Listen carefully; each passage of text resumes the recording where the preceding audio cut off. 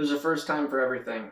Today, I'm only using a knife. I've already thrown down some swirls of white across the back of the sky. I'm going to turn that into clouds, and at the end, I want it to look like you're looking up through trees.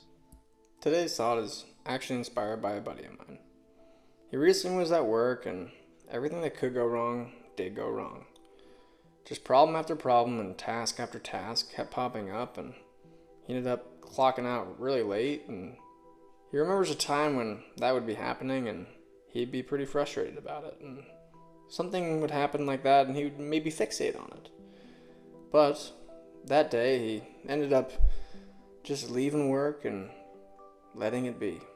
And later that night, he hung out with a buddy, and rather than talking about all these things that happened at work, they talked about all these other things.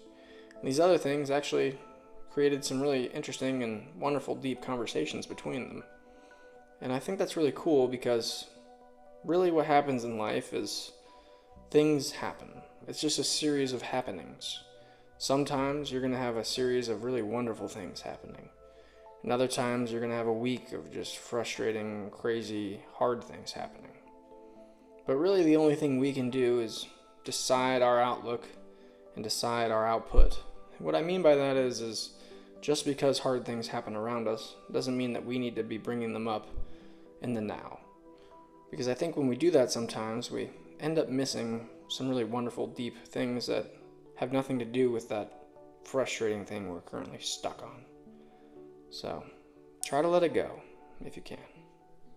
A little while ago, I painted this pretty randomly, and I liked the way it looked, and it inspired me to paint this.